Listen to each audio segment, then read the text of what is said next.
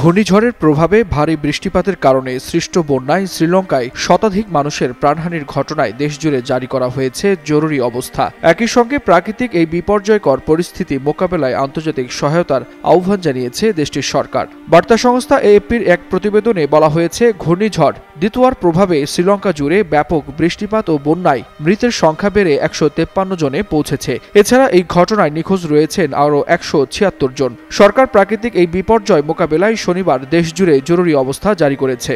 শ্রীলঙ্কার দুর্যোগ ব্যবস্থাপনা কেন্দ্র ডিএমসি বলছে, বৈরী আবহাওয়ায় দেশজুড়ে 15,000-এরও বেশি ঘরবাড়ি ধ্বংস এবং 78,000 মানুষকে সরকার পরিচালিত অস্থায়ী আশ্রয় কেন্দ্রে নেওয়া হয়েছে। টানা এক সপ্তাহের প্রবল বর্ষণের পর সৃষ্ট বিপর্যয় মোকাবেলায় প্রেসিডেন্ট অনুরা কুমারা জরুরি আইন জারি করেছেন। ডিএমসির মহাপরিচালক বলছেন, 153 জনের মৃত্যুর বিষয়টি নিশ্চিত হয়েছেন তারা এবং আরও 176 জন নিখোঁজ রয়েছেন বলে জানায় ডিএমসি।